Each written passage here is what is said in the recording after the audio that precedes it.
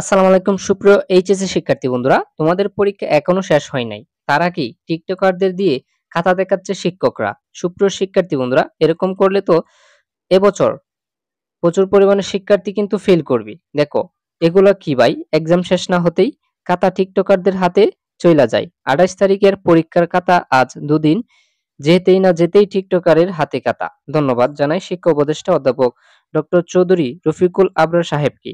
উনি খাতা দেখার মতো এত বেইমানি কাজে শিক্ষকদের ইম্পর্টেন্ট সময় নষ্ট না করে টিকটকারদের দিয়ে খাতা দেখাচ্ছে। এতে করে হয়তো খাতা দেখাতে আগে যেখানে 40 টাকা খরচ খাতা দেখা প্রতি পিস, সেটা কমিয়ে দাঁড়িয়েছে 15 কিংবা 20 টাকা প্রতি পিস। খাতা দেখার জন্য শিক্ষককে দেওয়া হতো 40 টাকা করে। যেহেতু টিকটকারদের দিয়ে খাতা দেখাচ্ছে, খরচটাও কম, 15 থেকে 20 টাকা খরচ হয়। তার জন্যই কিন্তু শিক্ষা মন্ত্রণালয় এবং শিক্ষা বোর্ড এরকম কাজটাই করছে হয়তো। দেখো, এতে করে শিক্ষা মন্ত্রণালয় তারা হয়তো আরো উন্নতি করবে, 10 তলা বিল্ডিং বানাবে, মাসিক খরচটা বেড়ে যাবে। এতে বড় একটা পদ আছে। শিক্ষা ব্যবস্থা এত উন্নত করছে, নিজেদের দিকেরটা একটু না দেখেই নয়।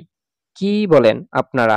টিকটকাররা তো অনেক অভিজ্ঞ, যোগ্য না হলেও বোটানি বিষয়ের খাতা কাটে ওনারা, বাংলা ইংরেজির মতো সহজ দুধবাত সাবজেক্টে খাতা কাটে ওনারা। দেশে শিক্ষা ব্যবস্থা আরো উন্নতি করতে হলে আর আবরার সাহেবের বিকল্প কোনো মানুষকে দেখছি না, চালিয়ে যান। সুপ্রিয় শিক্ষার্থী বন্ধুরা, এরকম করলে তো অনেকেই ফিল করবে। শিক্ষা বোর্ডকে অনুরোধ করব এরকমটা যাতে না হয়। এইচএসসি কিন্তু একটা ভবিষ্যতের বিষয়। এই পরীক্ষার উপরেই একটি স্টুডেন্টদের ভবিষ্যৎ নির্ভর করে। সুপ্রিয় শিক্ষার্থী বন্ধুরা, আশা করি বুঝতে পেরেছো।